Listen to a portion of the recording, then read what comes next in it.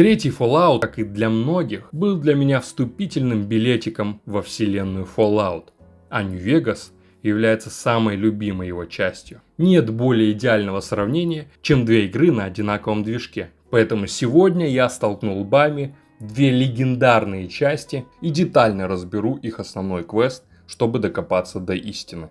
В левом углу легендарные RPG-мейкеры, которые прославились своей внимательностью к сюжету.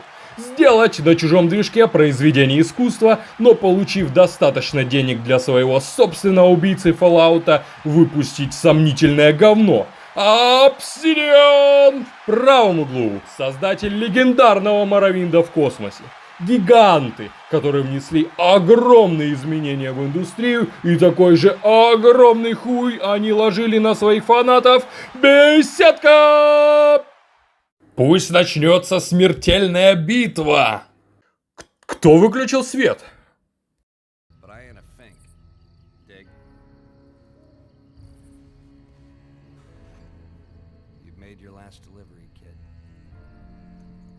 Sorry you got twisted up in this scene. From where you're kneeling must seem like an 18-karat run of bad luck. Truth is, the game was rigged from the start. I just wanna be the one you love. Lost all ambition, only a claim. I just wanna be the one you love. То, что уже все до дыр затерли сюжет Fallout 3 и Нью-Вегаса, приготовьтесь, сосредоточьте чакру, потому что я буду рассматривать два сюжета параллельно друг другу. Вначале мы видим НКР в образе пьяниц, но в то же время в образе профессиональных убийц, которые держат контроль над территорией. Легион, которому чужды слабости их противника, которые выполняют приказы беспрекословно. Из речи человека в клетчатом костюме мы понимаем, что мы в Вегасе. И прямо сейчас в казино жизни мы не выиграли, но и не проиграли. Нам просто выпало зеро. Превью из старых игр словно приглашает вас разгадать их тайну. Тут просто старый патефон и братство стали. Загадочно, что аж пиздец. Тут вам подробно объяснят, за что отвечает каждый навык. Вот эта хуета с выбором спешл в стиле пиздюка у меня, как у человека не особо знакомого со старыми ролевками, оставляет много вопросов. Где тут стрельба из пистолета? Где стрельба из базуки? Где динамит или дробовики? Может, на второе прохождение станет понятнее, но не в первый раз. Причем к стилистике вопросов нет. Просто можно было расписать подробнее. Вот, например, я могу стрелять из водяного пистолета или взрывать детскую гранату, блять, в убежище.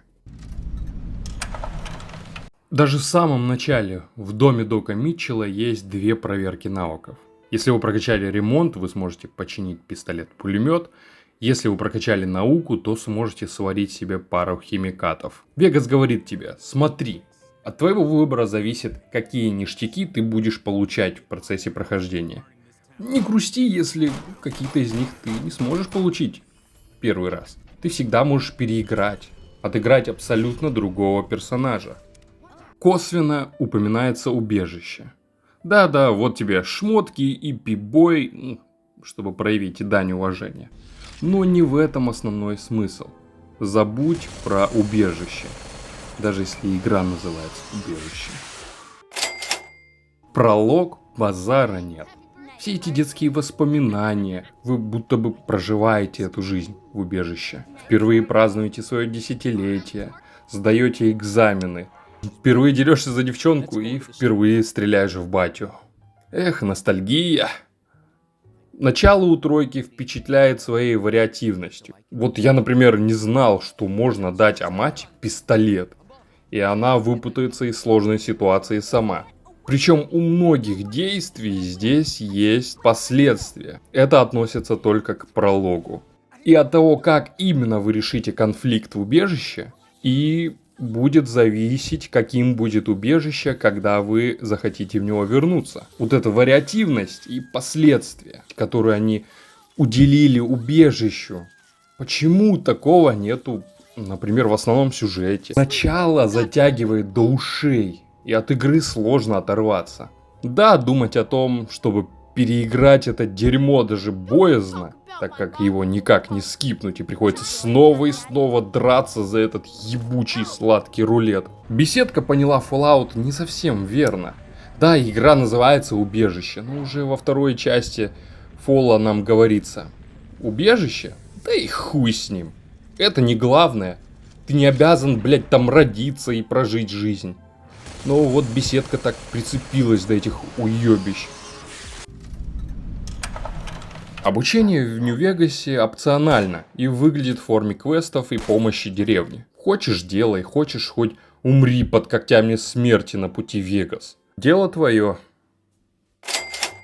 Оставь надежду, если думаешь, что можно пропустить это полное задора обучение. С тобой снова и снова будут обращаться как с пиздюком. Нью-Вегас — это не про яркий старт. Как принято сейчас говорить, раскрывается игра через 200 часов. Начало тут настоящая тягомотина. Некоторые люди даже бросали игру в самом начале, думая, что это игра про деревенские приключения. Должен заметить, что на меня это действие оказало обратный эффект. Я смотрел на эти старые обшарпанные здания и засматривался на горящие ночные огни Вегаса. Я ждал нашей встречи с предвкушением. Я никогда не забуду этот ослепительный свет и эту дикую пустошь, которая разворачивается перед нами.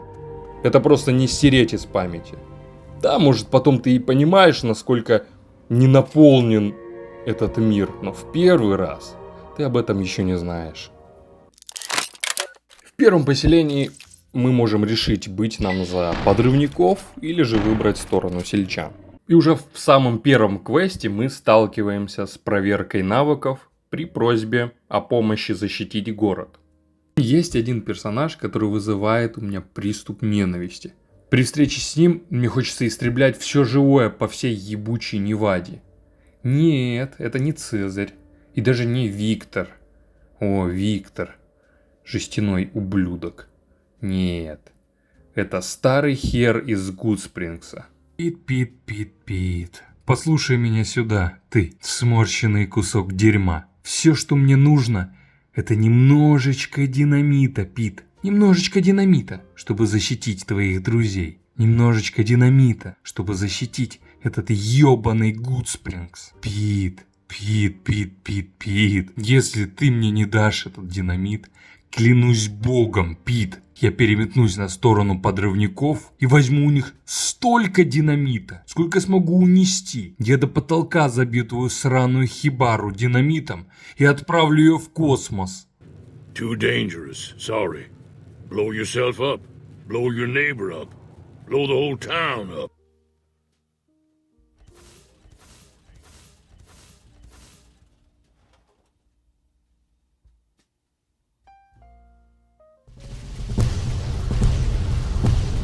Торговец говорит, что он в первую очередь человек бизнеса. Говорим ему, что если мы не защитим город, то никакого бизнеса нахуй не будет. Логично, отвечает он и снабжает нас броней. Самый же первый город в тройке просто пугает своей тупизной. Город вокруг функционирующей атомной бомбы. Что может быть более безопаснее? Давайте я кину гранату или выстрелю, блядь, из толстяка. Это я сейчас не про свою хуяку говорю. И вы построите город возле них. Тут есть пару интересных квестов. Например, торговка, которая пишет книгу про пустоши. Такой интересный способ для нас, наивного жителя убежища, узнать суровую жизнь в пустошах. Натыкаемся на кореша моего отца, Мариарти, и узнаем про то, что батя тот еще пиздобол. Принес нас в это ебливое убежище, мол, так нам будет лучше. А для него будет лучше съебаться поскорей. И всех нахуй подставить. Ну, видимо, преследуя благую цель.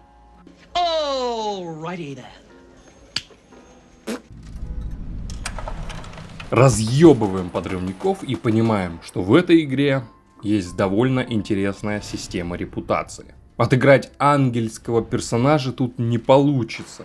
Придется выбирать между сторонами. И у вас не просто портится некая божественная карма. Вас будут любить и ненавидеть локально. Что логично. Как обо мне могут узнать на другом конце Вегаса? А присутствующая карма не сильно влияет на прохождение.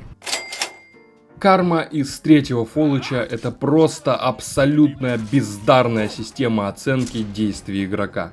Прошли золотые времена, когда приходилось оценивать свои действия по полученному результату. Зачем вам самим что-то решать? Зачем запускать этот, блядь, думательный процесс, когда дядя тот уже и так за вас все решил?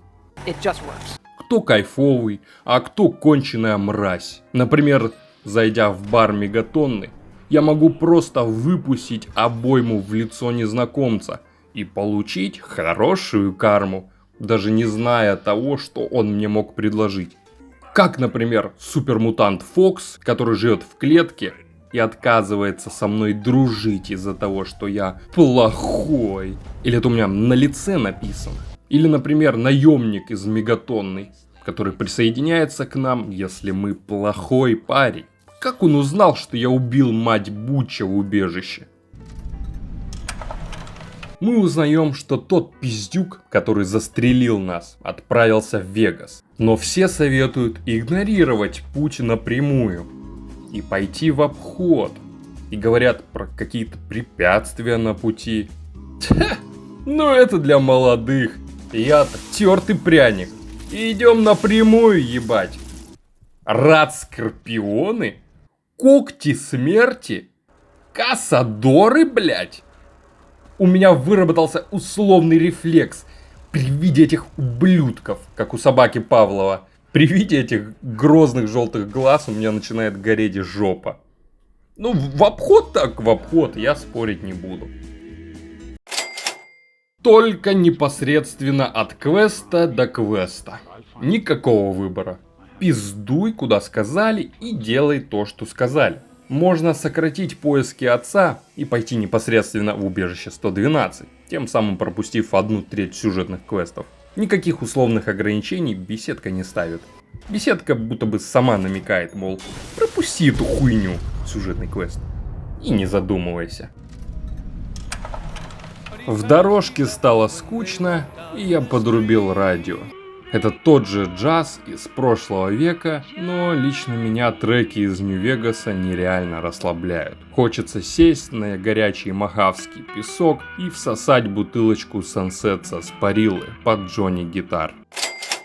Беседка взяла стиль треков из трейлеров первых частей и сделала из этого радио. Задумка охуенная, и это преображает игру. Если не верите, попробуйте сыграть без радио. Совсем другая зловещая атмосфера.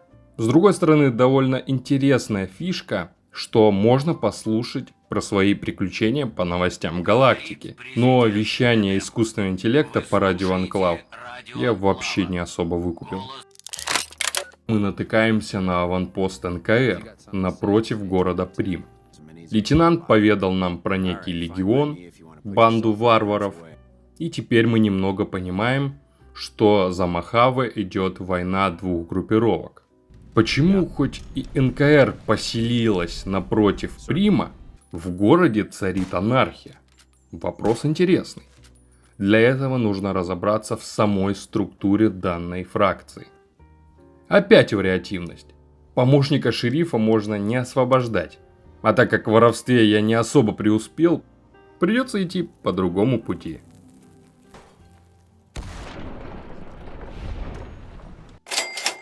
Фанаты Фоллача постоянно срутся. Так уж повелось с момента выхода трешки.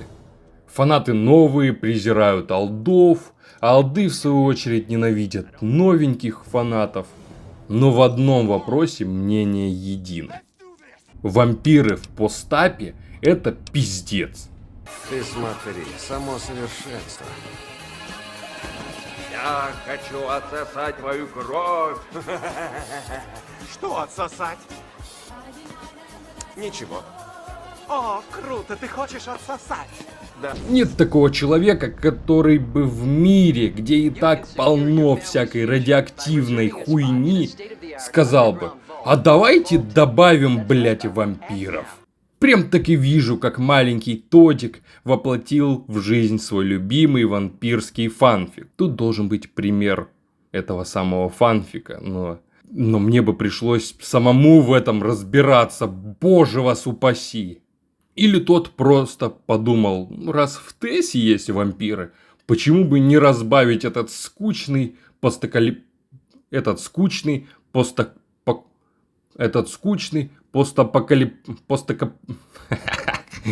Ты задуматься не пытаешься? Внимательно читай. Этот скучный постапокалиптический мир. Это первый звоночек в сторону творческой импотенции у беседки.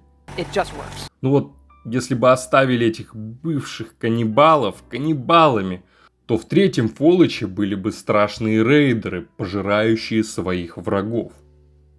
Это бы заставило смотреть на перк каннибала в другом ключе. Но в игре есть деревушка каннибалов, хотя это совсем другая хуйня. Спасаем парня из лап вампирского маскарада и приводим домой. Ох, дом, милый дом. Получаем в награду бутылку виски. Напарники Вегаса ощущаются не как NPC, а как живые люди со своими слабостями. Они бухают, убегают от своего прошлого. У них есть цели. Вы можете помочь им, а можете превратить их жизнь в страдания. Как, например, вы можете отдать Аркейда в рабство Легиону, который он презирает. Им насрать, какая у тебя карма. Да хоть съешь труп на дороге, им это не важно. Но вот что они не хотят делать, так это прислуживать своим врагам. Но кто-то сможет это стерпеть, а кто-то как Бун скажет: если я увижу Легион, мне не важно, какие у тебя цели, я буду их ебашить. Такие детали по-настоящему оживляют мир. В Фоле 3 намного атмосфернее бегать одному, так как местные болванчики не ощущаются живыми ни на грамм. Я взорвал мегатонну на глазах Джерико, а он и глазом не повел. Да, он не самый сентиментальный человек на пустоши, но отсутствие какой-либо реакции на уничтожение города, в котором ты жил, где флиртовал с официанткой, кажется мне халтурной работой. Ни строчки диалога, ни даже комментария, ничего. Просто скрипт деда, который постоянно говорит про курево.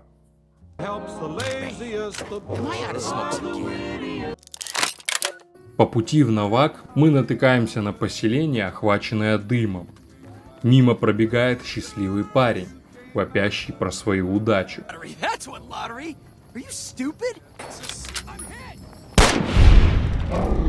В первом здании мы обнаруживаем второго победителя в местной лотерее.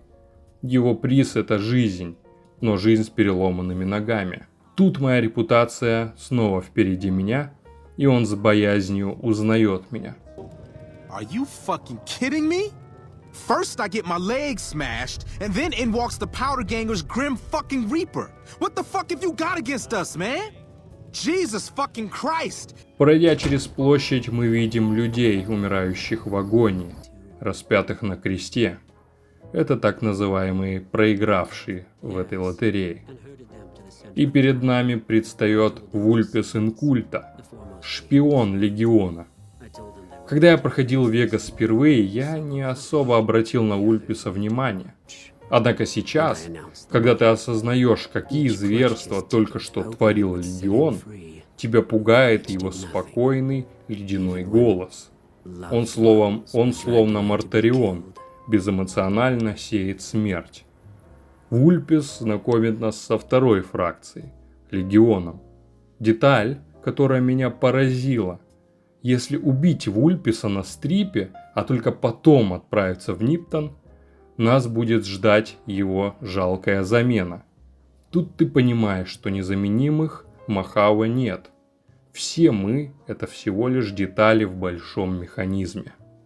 Мы добрались до Навака или Новака, хуй знает, чтобы узнать, куда ушли великие ханы с пиджаком. На динозавре мы встречаем снайпера Буна. Тот просит нас найти убийцу своей жены. Опять выбор. Мы можем привести абсолютно любого человека, и Бун его застрелит. Даже калеку. Бун, что ты за человек? Так что от нашей внимательности зависит, свершится ли правосудие. В Мегатоне загадочный человек просит нас установить детонатор, чтобы взорвать город, который ему мешает. В постапокалиптичном мире, в котором разруха на каждом шагу, ему мешает именно этот город. Я бы понял, если бы он делал это из корысти, где люди бы выбирали жить им в горе мусора, но свободным, чем под гнетом, облагаемыми большим налогом, зато в чистоте. Но нет. Я вырезал все здание, а они даже глазом не повели. Квест остался активен. На входе в Темпани Тауэр мы встречаем Гуля, участника одного из самых интересных квестов на пустоши. Ведь тут есть аж целых 3 исхода событий. Вы можете помочь местным жителям избавиться от досаждающих гулей. Или можете помочь гулям попасть в здание 2 путями. Либо пустив диких гулей через подвалы, устроив тем самым ночь живых мертвецов в Темпани Тауэр. Либо же уговорить местных жителей приютить бедных гулечек. В этом же случае Рой убьет Темпани и превратит башню в дом исключительно для гулей. Возможно, тот заложил тут некоторое сравнение с расизмом в современном мире. Однако мораль у данного сравнения довольно странная. Оставайся расистом, или тебя съедят гули. На самом деле квест показывает, каким бы мог быть потенциал у тройки, если бы она была наполнена подобными квестами, где ты поступаешь якобы правильно, но все переворачивается с ног на голову. Рок сумасшедший Нилай говорит очень интересные вещи.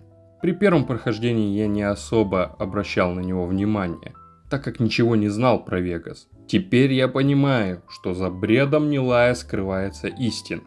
Например, он говорит, что местных коров убивают 2 невидимые чупакабры со здоровым стволом. Одна еще более невидимая, чем другая. А на деле это оказывается супермутант Тень с миниганом.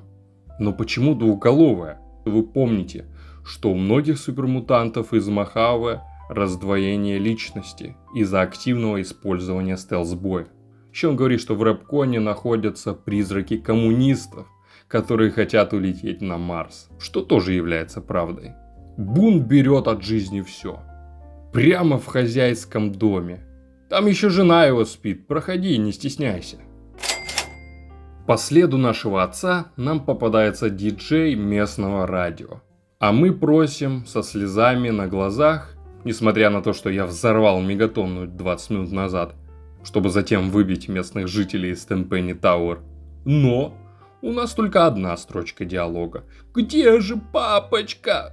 Да и какого хуя тут забыл отец? Если до этого он заходил исключительно для своего проекта, то на кой хуй ему этот диджей? Решил познакомиться с кумиром молодости? Ладно, с мотивацией у героев тут большие проблемы. Можно не выполнять его квест, однако я решил это сделать, так как меня заебало радио Анклава.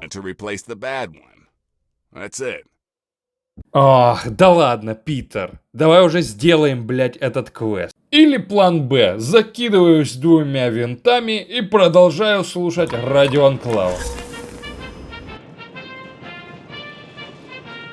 Поэтому в моих интересах было расширить зону покрытия его станции.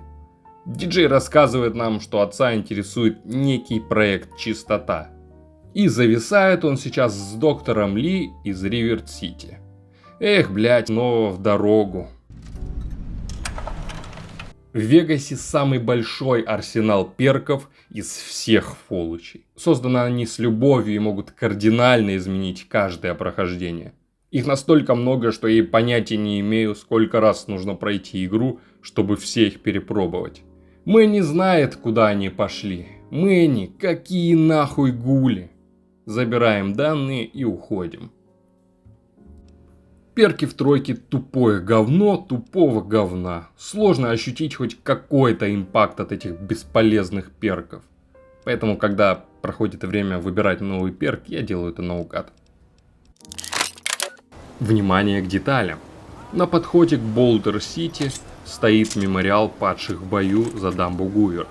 Если выстрелите в него, боец НКР спросит, какого хуя мы делаем, что мы оскорбляем память его погибшего брата. Если выстрелить еще раз, последуют плачевные меры. Встречаем великих ханов, оккупированных НКР.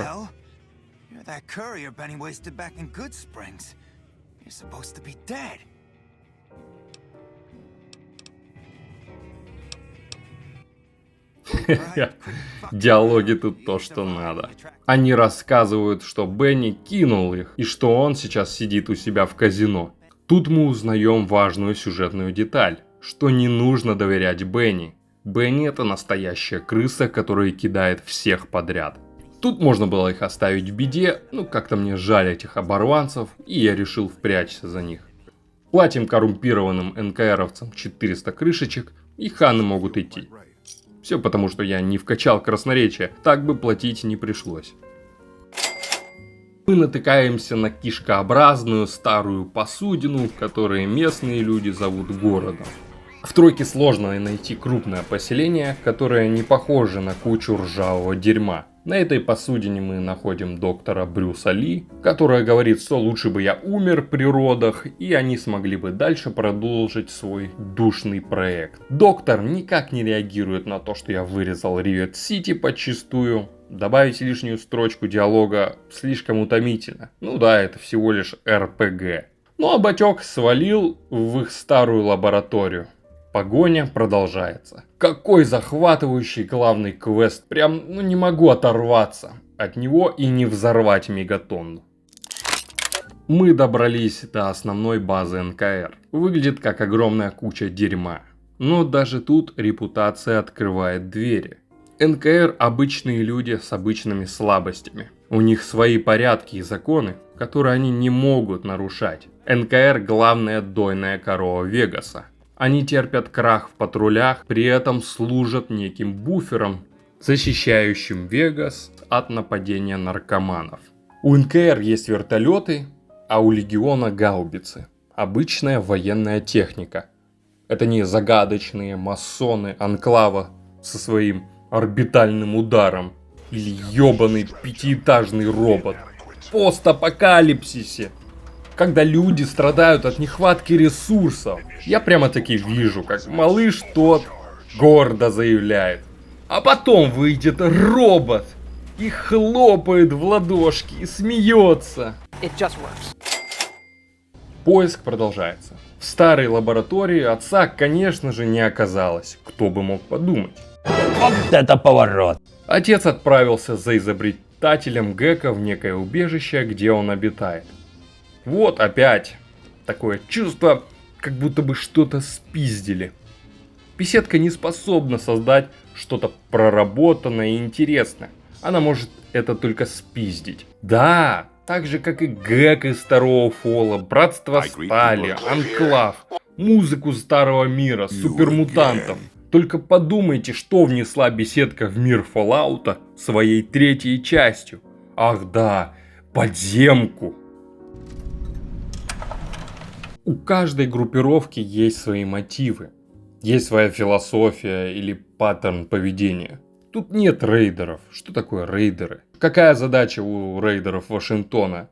Кроме как обвесить свои здания частями человеческого тела. Это просто заскриптованные плохие парни. Пустышки, за которыми нет ничего. Ширма, болванчики. Рейдеры из Вегаса — это живые люди. Про преступления чертей вы можете послушать в лагере НКР. Они боятся чертей. Черти ширяются, убивают, насилуют. Гадюки, шакалы и скорпионы поджидают невнимательных путников на дороге. Рейдеры из столичной пустоши – обычные мишени в тире. Может, при самом первом прохождении еще как-то пугали всюду развешанные части тела. После нескольких встреч с рейдерами понимаешь, что за этим не скрывается какая-нибудь жуткая история.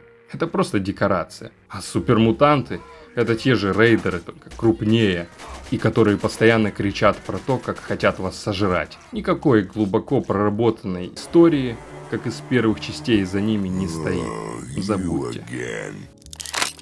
Бедный район Вегаса, который не особо интересует местного управляющего. Место, раздираемое местными бандами и НКР. С самого начала нас уверяют, что Фрисайд не самое безопасное место, и нам бы не помешал телохранитель, дабы защитить нас от местной шпаны наркоманов. Люди лакомятся местными деликатесами из свежего рад-таракана и шашлыком из белки. У входа в стрип, в основную часть Вегаса, где мы видим все горящие огни, которые манили нас в город, робот-привратник спрашивает подтверждение нашей платежеспособности. Видимо, он видел, как я отведал беличьего шашлычка во Фрисайде. Средств таких я не имею, и приходится искать другой путь, что увеличивает желание поскорее попасть на стрип. Как туда попасть? Как всегда, вариантов в достатке. Можете заработать деньжат, наняться охранником, караванщиком, добывать проституток, купить себе фальшивый паспорт или вовсе попытать удачу в казино. Можете даже поработать на местную банду королей, чтобы получить себе уважение местного лидера и вместе с ним пропуск на стрип. Но я и понятия не имел, что если помочь найти шпиона и обезвредить заминированный монорельс, то вам дадут VIP-пропуск на стрип через Маккаран. В убежище 212, в котором обитает ученый, можно попасть извне.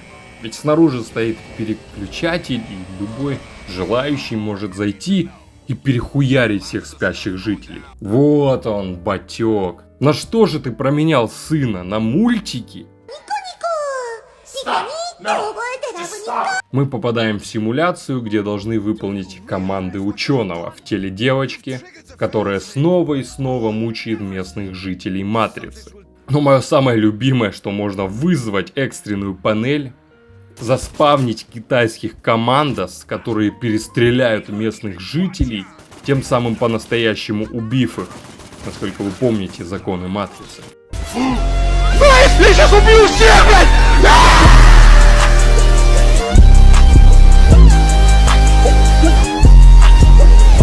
И за это мне дали плюс к карме за мой святой поступок. Нетипичный квест, и мне верится, что такое могло по-настоящему произойти. Однако то, что беседка дает мне хорошую карму за данный поступок, довольно сомнительно. Ибо мне сложно сказать, что лучше. Жизнь, наполненная страданиями, или смерть. Но, видимо, беседке лучше знать, что такое хорошо, а что такое плохо. Поиск завершен. Встречаем батю, но на вопросы, которые у нас появились за эту игру, мы уже получили ответ. Тут не выдержана никакая интрига. Еще до того, как наткнуться на отца, мы уже все прекрасно знаем. О его мотивах, о его целях. Так что не сказать, что эта встреча была плодотворной. Возвращаемся в то, что я оставил от Ривер-Сити, где отец прибалтывает доктора Ли как пьяную одноклассницу. Батек, судя по всему, открывал двери не только в убежище. Все мигом хавают новый батин план и готовы просто спустить свою старую жизнь в сортир. Ни у кого не поменялись ни мотивы. Никто не сказал: батя, ты ебанулся, у нас дети, или нам не нужны эти проблемы. Они все такие же идеалисты, как и 20 лет тому назад. Всю игру вас испытывают на прочность. Начиная от гнезда смерти, заканчивая претарианцами в силовых кулаках, которые сносят с удара. Вегасу всегда есть что предложить, чтобы испытать тебя. Поэтому получать улучшенную броню или оружие приносит огромное удовольствие, так как можно чутка расслабиться. Ощущаете, как вы изменились под конец игры и какой тернистый путь прошли. Никто на столичной пустоши не представляет опасность, потому как только получаешь хоть какой-то лут, начинаешь бежать к цели без оглядки, так как нет абсолютно никакого челленджа. Ты без прокачанных навыков можешь пачками стирать в пыль супермутантов бестий. Как только вы решите обзавестись спутником, вы даже перестанете доставать оружие из кобуры. Теряется любое ощущение опасности, которое может вас ждать. И ты крадешься, максимум, чтобы нанести крит. Не из страха, как должно быть. У вас, блядь, даже навык скрытности есть. Для чего он? Чтобы убивать неписей во сне? Долгожданный стрип. Как манили меня эти горящие огни. Как хотелось мне спустить свои крышечки в этом центре похоти и разврата. Как обстоят дела в стрипе? Тут на сцену выходит еще одна ключевая фигура борьбы за Неваду. 3 семьи под предводительством мистера Хауса. Мистер Хаус — непревзойденный гений. Тесла своего времени.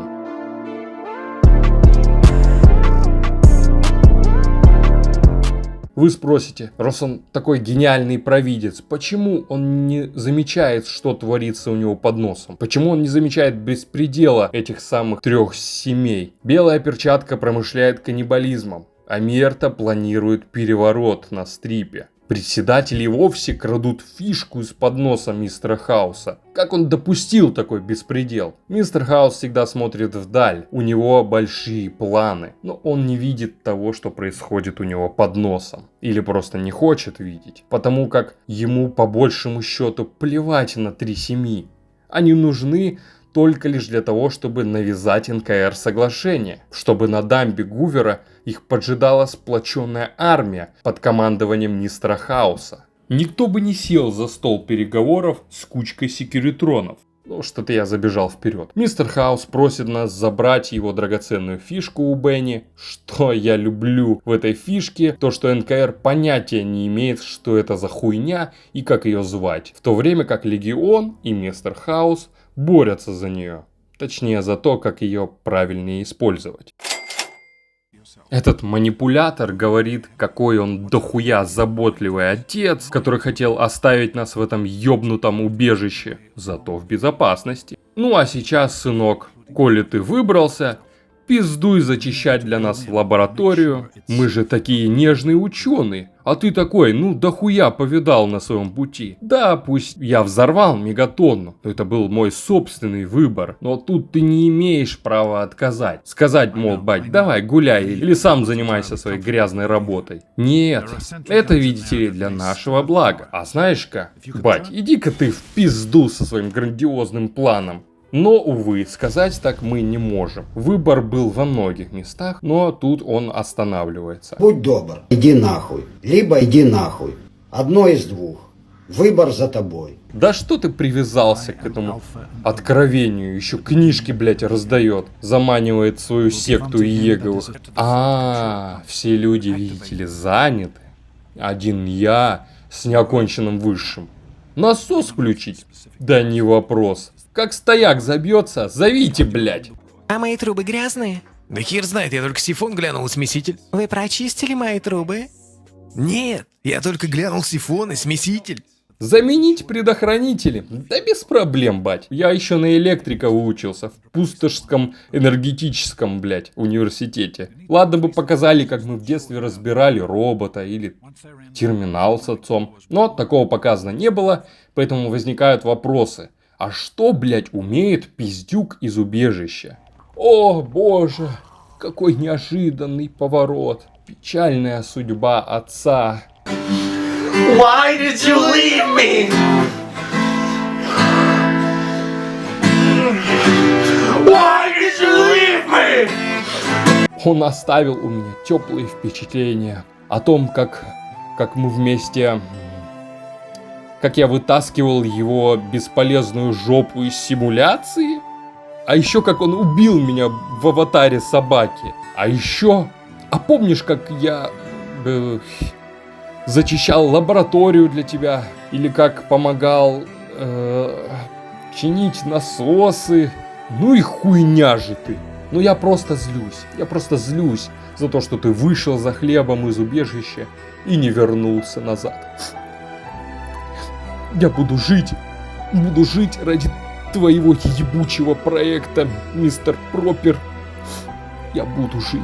При входе в цитадель доктор Ли сразу начинает плакаться, как сопливая девка, чтобы ей помогли. Сразу начинает качать права, а после того, как ее снисходительно пустили, она заявляет, чтобы мы были с ними поосторожнее. Они же братство. Ты только что, блядь, плакалась им на пороге. Интересная компания у вас собралась с батьком. Команда, блядь, манипуляторов. Ну вот то самое место. То самое казино, где обитает мой убийца. Тот самый квест, который двигал нас вперед по пустоши. Месть. Ох, это сладкая месть.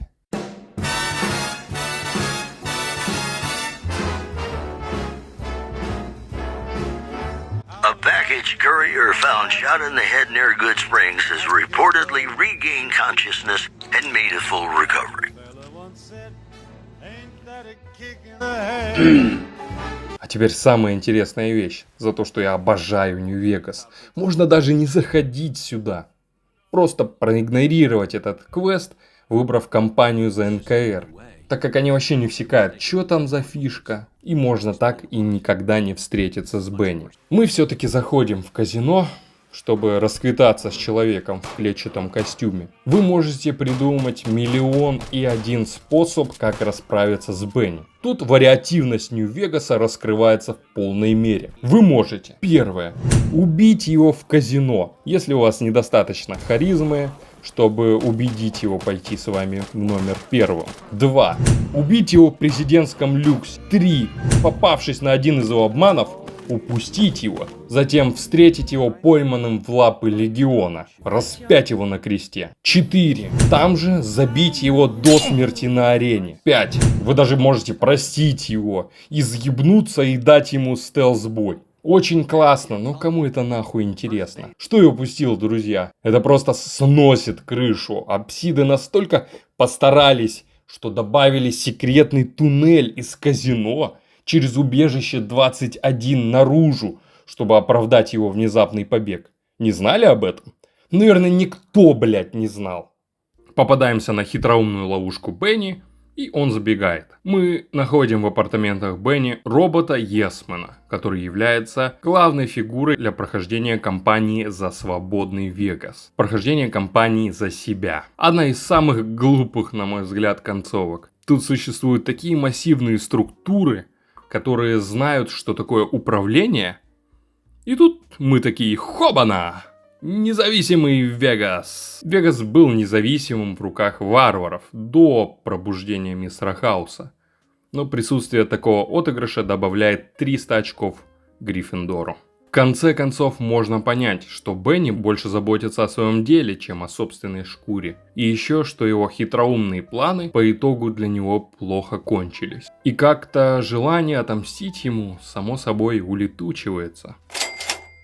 Представьте себе Fallout, в котором у всех фракций вдруг пропала мотивация. И они все делают то, что делают, просто потому что. И вот снова беседка делает взмах волшебной палочкой, такой вжух, и братство стали, которого когда-то помнили со своими консервативными взглядами и философией, вдруг превращается в ангельских ангелов, которые за все хорошее против всего плохого. Даже выделить кого-то сложно. Если слепить все братство воедино, едва ли получится одна цельная личность. В тройке вас просто с порога учат носить силовую броню. Ничего не надо выполнять, там доказывать свою лояльность братству. Схода, хоба! Носи на здоровье. Ты не можешь ценить то, что получил за даром. Легион — это самый недоделанный кусок игры. Сам форт не ощущается живым. Не хватает побочных квестов от Легиона. И спутников, поддерживающих эту фракцию, также не хватает. Что как бы вынуждает меня играть за НКР или мистера Хауса, так как я просто не хочу потерять Буна. И тем не менее, эта фракция живая. Они воспитывают детей, точат оружие, Где дети Анклава? Где повседневная жизнь братства Стали? Тут же в форте Легиона, как по мне, одна из самых глупых сюжетных поворотов в Вегасе. Я прихожу к Цезарю, к вождю Легиона, того Легиона, которого я истреблял, не покладая рук. И вот я заявляюсь к нему по его собственной просьбе. Он спрашивает меня, почему ты пришел сюда? Я ему честно заявляю, так как врать не приучен, что меня послал мистер Хаус. И он отшучивается, мол, тогда я тебя убью.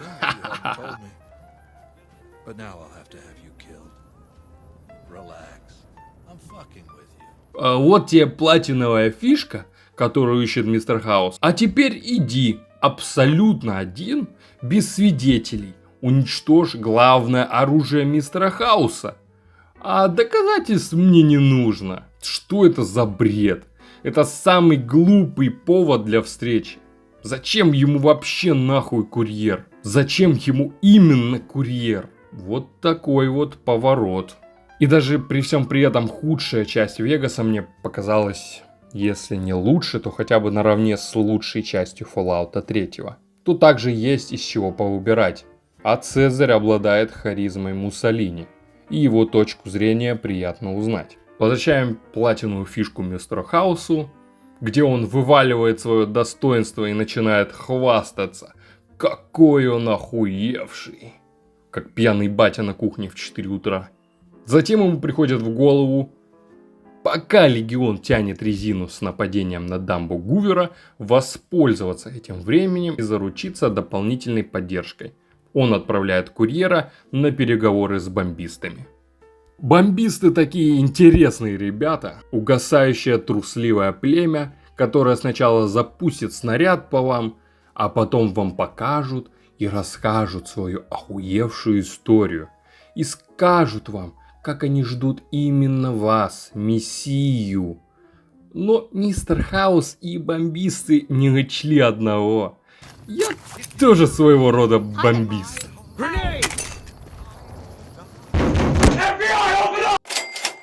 Это Lamplight. Очередной кусок глупого контента. Детская пещера, которую неподалеку стерегут супермутанты. Дети внутри говорят, что они без проблем отбиваются от рейдеров и супермутантов. Как, блять? Пока пустоши страдают от натиска супермутантов, что даже братство Стали ноет о том, что их потеснили. Как вы, блять, отбиваетесь от голодных супермутантов? Благодаря забору из говна и палок? Как в один дома?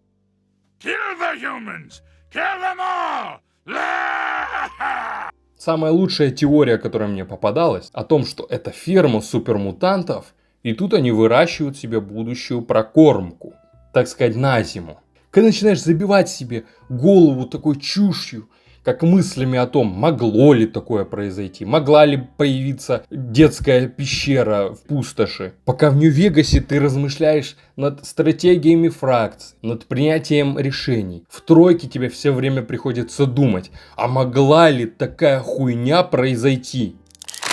Удивленный мистер Хаус просит нас сходить чекнуть одну из 3 семей Стрипа, Амерту. Уж больно тихо ребята сидят у себя в казино в последнее время.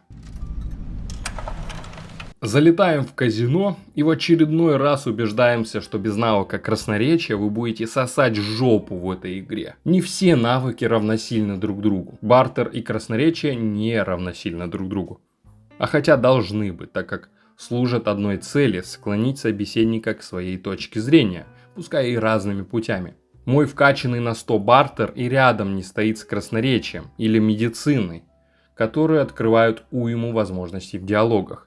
И тем не менее, навыки ощутимо меняют каждое прохождение. Хотите пострелять из лазерного оружия? Будьте добры, прокачайте соответствующий навык. Вам нет смысла стрелять из лазерного оружия без прокачанного навыка энергооружия. Возможно, вы даже получите штраф при использовании оружия. Поэтому никакой вид оружия не имеет преимущества над другим. Все дело в вашем выборе. Я как прокаженный бегал туда-сюда по казино, я не мог взломать дверь. Пришлось выкрасть дневник из трусов не очень преданного капа режиме. Вместе с ним мы устраиваем переворот и избавляемся от верхушки семьи. Даже найдя у них кучу оружия без красноречия, Вы даже не поймете, что они замышляли сделать переворот на стрипе во славу императору. Боже, царя храни! Сильный, державный! Пришли, снесли Дона, что-то замышлял, да и, собственно говоря, хуй с ним. Приходим и в моем случае пиздим мистеру Хаусу, что мы сорвали их коварные планы. Берите что хотите. Навыки просто не играют никакой роли. Особенно боевые навыки. Я разрубал как масло супермутантов бестий своим цепным мечом, то есть шиш-кебабом, при 20 очках, вкинутых в навык холодное оружие. Красноречие — это просто какая-то шутка. Тебе словно дурачку подсветят нужный ответ в диалоге, и смысла прокачивать красноречие нет, так как все строится на рандоме. Поэтому можно смело вложить все во взлом замков и в науку, чтобы открывать все двери и взламывать все терминалы. В убежище с Геком нам попадается разумный супермутант Фоукс. О чем думала беседка при добавлении устойчивого персонажа в игру, где главную опасность несет радиация? Но к этому вернемся позже. Просыпаемся на базе Анклава, где нас допрашивают. На мое удивление, если рассказать им код, то тебя убивают. Тебе просто не дают возможности выбрать сторону Анклава. Президент вызывает полковника и просит остальных не трогать меня. Затем полковник передает всем по связи, чтобы меня все-таки расхуярили. Там этот президент вообще что ли хуй в стакане? Его слово вес не имеет? Вы замечали это кладбище столовых приборов под столовкой Анклава? Интересно, что бы это могло значить? Просто охуенно. Хранить код от самоуничтожения твоего лидера в своем сундучке. Сразу видно, полковник настоящий военный. Что у вас там за конфликт такой с президентом? Какие, блять, у вас хоть цели? Он поручает нам то самое роковое задание, после которого, я уверен, что не я один, сносил нахуй кабину мистера Хауса. Мистер Хаус такой весь прагматичный и не особо радикальный в своих методах, в отличие от меня. Ну так вот, мистер Хаус поручает уничтожить братство стали. И нихуя не договориться с ними. Стереть их с лица земли. Вот такой вот у него бзик на техножрецов. Хуй я вечно, блядь, в ваших этих конфликтах участвую, блядь. Сука, блядь, два дебила, блядь. Один даун, блядь, второй ебанёчка, блядь. Собственно, именно поэтому я и никогда за него не проходил, так как братство стали сила, а остальные дрочилы. Я намеревался сразу расправиться с ними, благо все, что нужно сделать, это свистнуть 3 ключа и подрубить самоуничтожение убежища. Однако уж больно мне понравилась их броня. Как вы уже поняли, я играю в Extended Edition, и броня из оригинала выглядит внушительно. Поэтому я начал помогать им в надежде на скорое обучение ношению силовой брони, как в 3-й части. Нашел 3 мертвые группы паладинов, затем пришлось искать 3 разведчиков. И вот уже в надежде я докладываю об успехах, и меня посылают нахуй. Искать фильтр, блядь, для воздуха по 3 убежищам. Не выдержав такой концентрации духоты, я понял, что игра не стоит свеч, и пора уже с ними заканчивать. Охуенно замаскировался. Так, пицы, давайте там писать, или что там еще делаете? Я свой чувачок. К сожалению, сердце Вероники не выдержало истреблять свой собственный клан. Не знаю, зачем она вообще это делала. Я завербовал ее час назад, и она осталась под вой сирен, погребенная вместе со своим братством. Как-то не везет моим спутникам, прям таки просится помереть. Мистер Хаус, зная мою любовь к уничтожению, просит меня в этот раз придержать пистолет в кобуре и защитить от легиона президента НКР, который вскоре должен прибыть и подбодрить бойцов. Довольно сомнительный шаг в самый разгар войны за Неваду. Хотя в случае смерти президента не думаю, что это сможет надолго замедлить развертывание НКР. Новые выборы и снова в бой. И все же во время защиты президента чувствуется, что ситуация стрессовая. И у всех поджаты жопы. Даже у тебя. Но вот с легионом все довольно сомнительно. Все держится на личности Цезаря, который даже и не думал искать преемника. И его смерть, которая произойдет в 3 случаях из 4, мог предотвратить только курьер. Да и надолго ли получилось отсрочить его смерть, нам неизвестно. Поэтому никогда не думал проходить за Легион, так как считаю ее одной из слабейших фракций. Вернемся к защите президента. Легион настолько влиятельная организация, что на убийство президента НКР они посылают 2 человек. Бомбокладчика и снайпера. Снайпер даже не справляется с работой, блять. Так как я не вкидывал очки во взрывчатку, послушать нудную 10-минутную речь я не мог себе позволить. Поэтому просто отпугиваю его самолет и завершаю квест. Пока президент в безопасности, я могу наконец добыть свою любимую броню рейнджера. Ведь я обещал Хаосу только защиту президента, так ведь?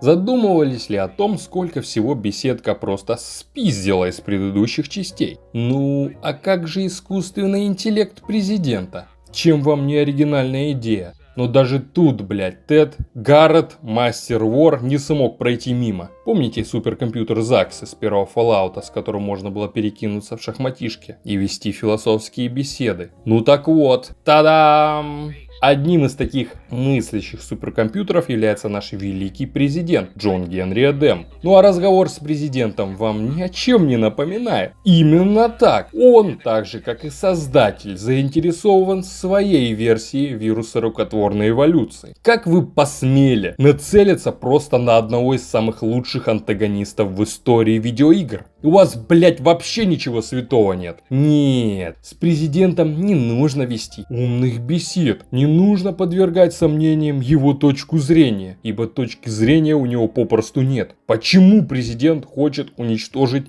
всех мутантов? На этот вопрос ответа нет. Ему просто нужно играть роль злого суперкомпьютера. Ему даже мотивацию не прописали, как и всем тут. Он злой просто потому что. А когда мы говорим ему убедительную фразу «О нет, ты злой, тебе надо самоуничтожиться».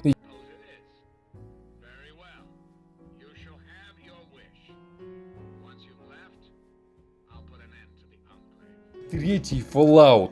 Что ты, блять, вообще такое? Зачем вы создали монстра Франкенштейна из разных кусков прошлых Фоллычей? Ну, диалоги в Нью-Вегасе мое почтение. Всегда можно найти довольно интересный вариант диалога. Алло, Галочка, ты сейчас умрешь. После такой игры 3-й и 4-й Fall воспринимается как фанатский сюжетный мод для сталкера. Я не могу припомнить другой игры, в которой ваши навыки влияли бы на диалог. Да, были предпосылки у Mass Effect разделить убеждения и запугивание. Но сделать каждый навык важным в диалоге, добавляющим новые строчки диалога, такого я не припоминаю. От местных диалогов тянет блевать. Они убивают любую атмосферу. Пропадает ощущение, что ты находишься в мире постапа, где вместо суровых разговоров ты будто бы слушаешь беседу нежных школьников.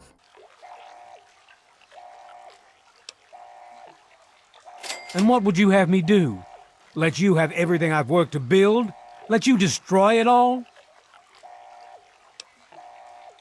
And you would just let me leave? А если серьезно, это просто обидно. Как вы помните, диалоги играли важную роль для атмосферы первых Fallout'ов. Я бы сказал даже самую главную. После этого видеть настолько посредственные диалоги ощущается словно плевок в душу. Don't take another step or we'll blow your fucking head off. The fuck you looking at, huh? Fuck them. It's time for them and their bigot ways to die. Why the fuck would you start saying it if you weren't gonna finish? You so much as breathe wrong, and I'm gonna fucking end you. Перед штурмом дамбы я попытался сходить к ханам и переманить их на свою сторону. Однако без активного квеста они отказываются разговаривать с вами на эту тему. Даже при убийстве их лидера сторону они не поменяли. и все так же выступили за Легион. Последнее поручение Хаоса – установить чип перезагрузки на дамбе, где солдаты НКР без вопросов пропускают меня. Рвем на мясо легионеров, даже не расчехляя ствола. Добираемся до легата, я оставил Буна и не стал юзать химию. Я не особо напрягался в игре, но тут пришлось попотеть. Я умирал и умирал много раз. В какой-то момент легат дрогнул. И я думал, мерзавцу конец. Но нихуя. Тут начался настоящий Афган. Он начал закидывать меня гранатами. Потом бессмертный мистер Хаус начал преследование. И я выяснил, что секьюритроны с заднего плана не настоящие. Это было очевидно, но проверить все же хотелось. Я вернулся в убежище и урегулировал конфликт. Все по канону вступительного ролика второго Fallout. Так, полковник сбежал, его мотивация, это... да, хуй с ним. Возвращаемся к Братству Стали, и они говорят, что надо действовать. Потому что их подомнут под себя следующими? А почему их подомнут под себя следующими? Анклав наладит очистители и водой смоет Братство Стали из столичной пустоши. Единственный, у кого есть мотивация, это отец. Он делал это ради бога. Меня даже берут в прайд. Как же я польщен. Один из самых почетных рангов, до которого можно дослужиться. Какого хуя? Что я для вас сделал? Все, что я делаю, это преследую мечту моего папаши стать Хокаге. Моя мечта — это однажды стать Хокаге. И поэтому я заставлю всех в деревне считаться со мной. И должен признаться, я только что вместе с Фоксом уничтожил половину вашего братства. Просто по приколу. Ну кого это вообще ебет? Мы ведь запускаем робота! Вау! Ну конечно, надо же подрубить эффектный боевичок под конец. Завершение в Вегасе не только эффектные перестрелки и возможность увидеть Легион в руинах. Это еще и подведение итогов лично вашего прохождения. Ведь довольно приятно увидеть на финальном побоище знакомые цвета. Почувствовать, что ваши решения на кого-то повлияли. В моем случае приятно было увидеть никого. Потому что все, что я делал, это уничтожал потенциальных союзников. Но это был мой выбор. И это приносит мне удовольствие, что он на что-то влияет. Так же, как и приносит удовольствие финальные титры, где можно в последний раз взглянуть на изменения, которые вы принесли в жизни людей. Наконец мы получаем ответы на все вопросы. Вступив в разговор с полковником, я решил сжалиться над ним и отпустить его. Но мой взгляд бросился на командный пункт, где погиб мой отец, и несмотря на данное мной слово отпустить мерзавца, я в порыве гнева уничтожаю полковника. Но эта ноющая пизда почему-то решает, что я его отпустил. Посмотри на пол, ты, блядь, стоишь в его останках. Несмотря на столь короткое появление, полковник, на мой взгляд, является немного проработанным, в отличие от абсолютно всех в трешке. Полковник проявляет несогласие с ебанутым планом президента и решает, что свой народ нужно спасать, а не травить, даже если они мутанты. В нем проявляется человечность, и мы видим, как в нем борются две личности. Личность солдата и человека. И когда я спрашиваю, зачем он это делает, на что полковник говорит, что за чистой водой выстроятся очереди новых служащих, а это новые ресурсы для анклава. Наконец-то, хоть что-то, хоть малая капля в этой пустыне безумия и церковного пафоса. И вот, наконец, перед нами самый тупейший финал, который приходит на ум. Потому что не спортивно считать за истинный финал DLC. Вот она, концовка, которую разработчики нам подарили. И уже не важно, было ли DLC Братство Стали заранее запланировано. Или же беседку смутил всеобщий фейспалм и вопрос, какого хуя мутанты не могут пойти вместо вас. Есть еще примеры, где разработчики сами же себе ставят палки в колеса, создавая спутников, которые внезапно заговорили о судьбе. Мол, это не его судьба активировать ГЭК. А это, блядь, твоя судьба была изначально вытащить этот же самый ГЭК из радиации. Зачем вы вообще даете таких спутников? Ну или убейте вы его на подходе к ГЭКу. Есть же уйма вариантов, но беседка всегда выбирает путь наименьшего сопротивления, где можно просто заблокировать нужный вариант, а на вопрос «почему?» ответить «судьба такая, судьбинушка». It was not until the end of this long road that the lone wanderer was faced with that greatest of virtues, sacrifice.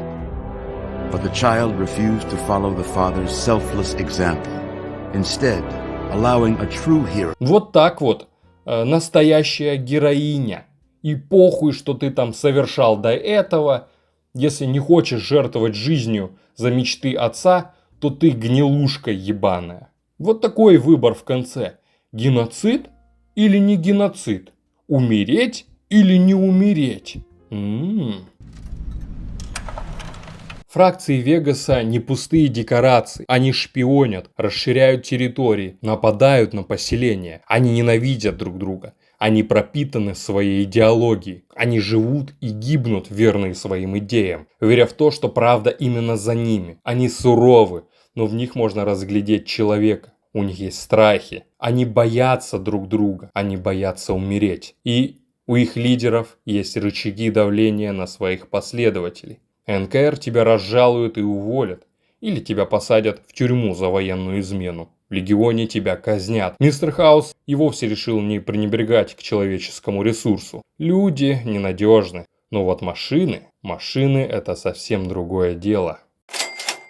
В трешке противоположные стороны никак не пересекаются. Вот вообще. Они просто болванчики с оружием. Они настолько заскриптованы, что Братство Стали начинает хоть как-то шевелиться после того, как Анклав подходит настолько вплотную, что они начинают атаковать вас сразу после выхода из цитадели. Тут нет никакой тактики, потому что эти люди, я про беседку, не знают, что такое военная стратегия. Поэтому конфликт пустоши ты не ощущаешь от слова совсем. В открытом мире основной квест выполняет функцию некого условного указателя от точки А до точки Б. Как раз с этой условностью Вегас справляется великолепно. Основной квест ведет вас в курс дела об обстановке в Мохаве. Во время прохождения вы погружаетесь в выбранную группировку, узнаете их мотивы и их недостатки. Также узнаете, насколько фракции ненавидят друг друга. Нет ощущения, что тебя тянут за ноги по сюжету. Убивай и щади кого захочешь. Один из единственных, пока недоступных персонажей в начале игры — это Цезарь. Во время основного квеста в трешке ты понимаешь одну вещь. Это великая цель, как чистая вода, важна только отцу и тем, кто в ней нуждается. Правильно?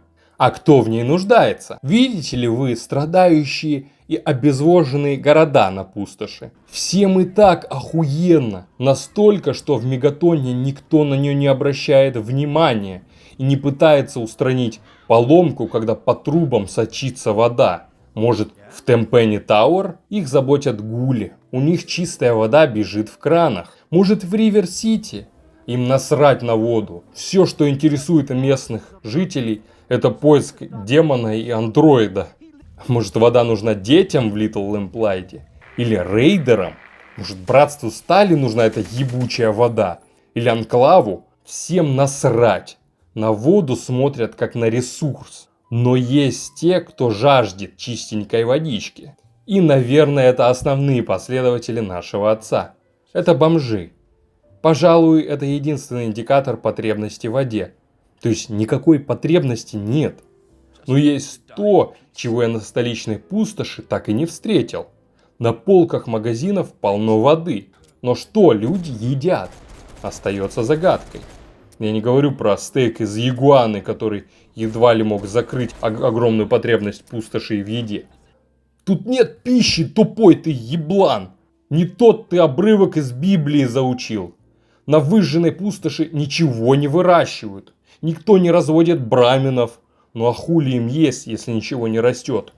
Вообще непонятно, чем питаются местные жители. Просроченными на 200 лет сахарными бомбами людям нужна пища. Причем в большом объеме. И ты вместо того, чтобы переработать огромный участок земли для выращивания пищи, решил обратиться к воде.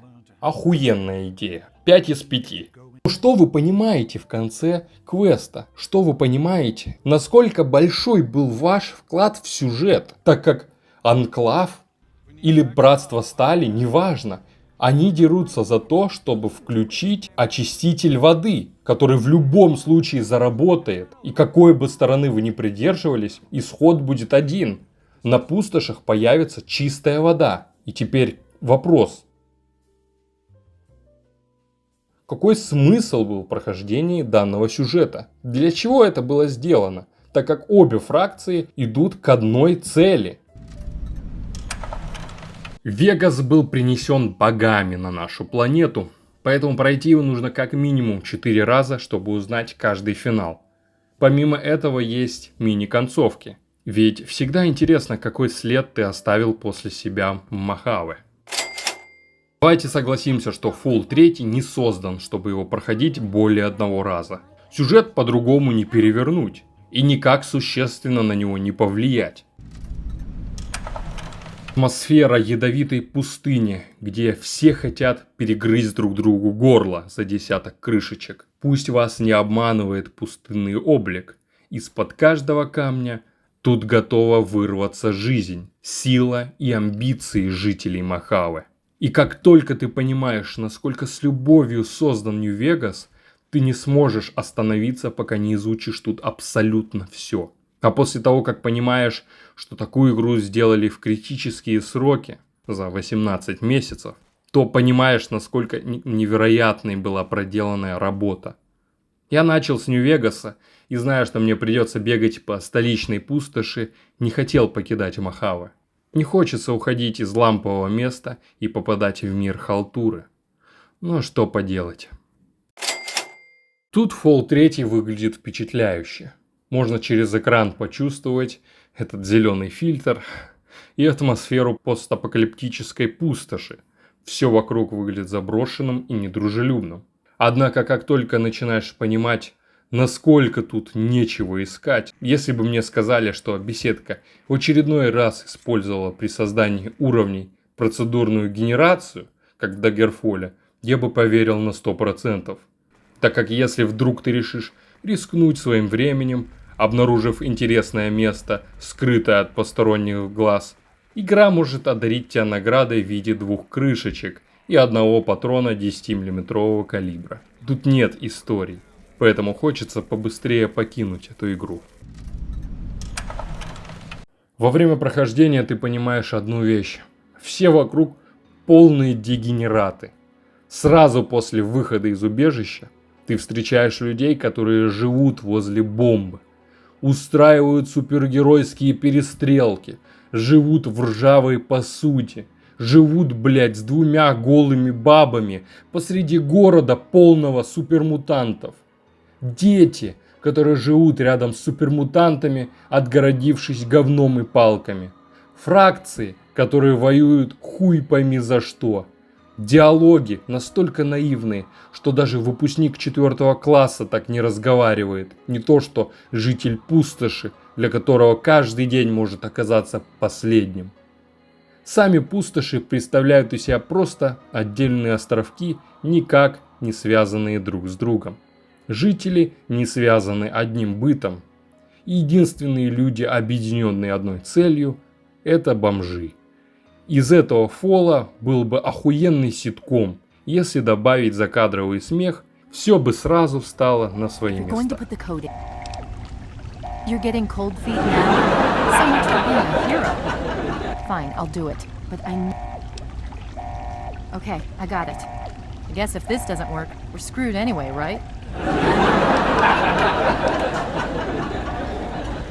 Good luck? That's it? Fine, thanks. Вывод. К чему вся эта затея? Ну что, люди и так не знают, что Вегас лучше, чем тройка. Помните неоднозначный выбор шерифа в Джанктауне? Может показаться, что владелец казино Гизмо – скользкая мразь.